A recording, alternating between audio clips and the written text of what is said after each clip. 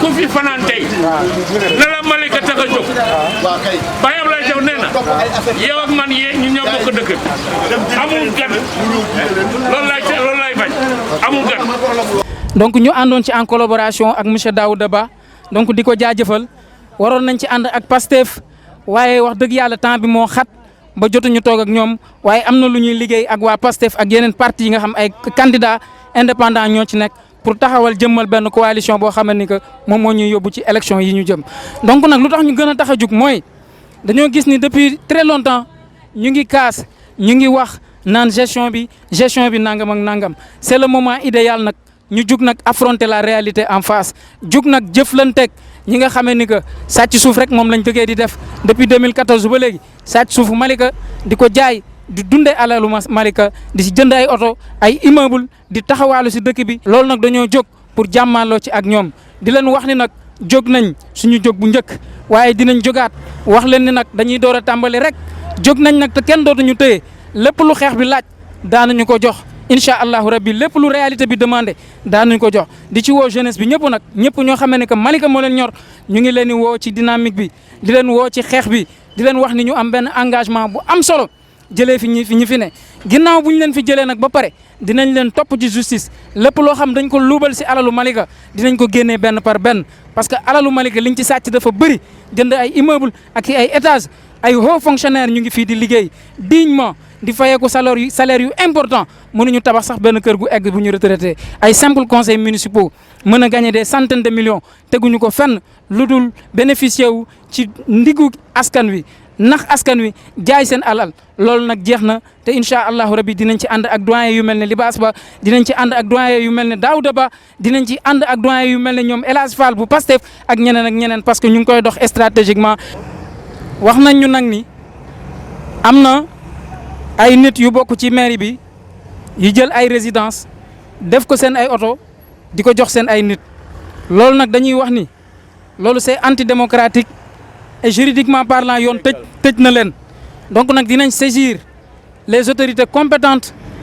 porter leen plainte pour que pratique yooyu ñu arrêté ko lu mu gën a gaaw te buñ ko arrêté itam xam nañ ña na ko doon def yor nañ seen ay image juridiquement parlant dinañ xam fan la ñu jaar ba ñu teg leen ay sanctions loolu nag day firndeel ni élection yi ñu jëm wóolu wuñ seen bopp donc nag ku wóolu sa bopp doo def lu ni mel waaye nag yàgg nañ koo def sàcc élection xam nañ ni ñuy sàccee élection ni ñu daan sàccee di falu ñun itam xam nañ pexe yooyu dinañ leen ci contrecarrer bu soobee yàlla incha allahu rabbi combat bi commencé na dinañ jëflante ak ñoom lu mu laaj rek dinañ wàcc sur le terrain jëflante ko ak moom merci beaucoup et on vous donne rendez-vous très prochainement sur le terrain merci beaucoup. asalaamaaleykum mbooloo bi booba voilà ci fi nga baare la rek foofu laa jëlee effectivement nous allons ratisser l'argent parce que man j'ai une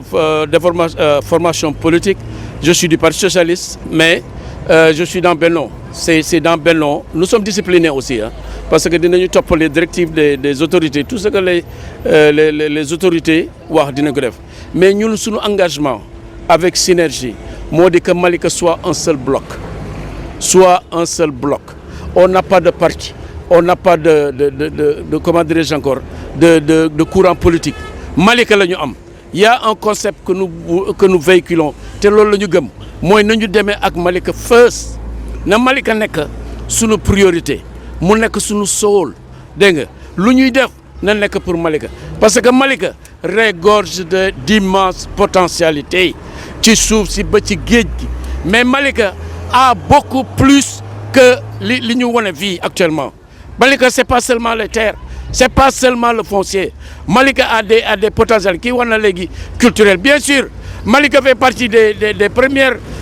comment dirais-je encore villes mu abrité avec dans les années 80 avec les Adama Sow ak yooyu mais Malika est toujours le fleuron mais loolu la Seydina Issa doon wax Seydina Issa Rohou lay doon wax ne Malika su séddoo rek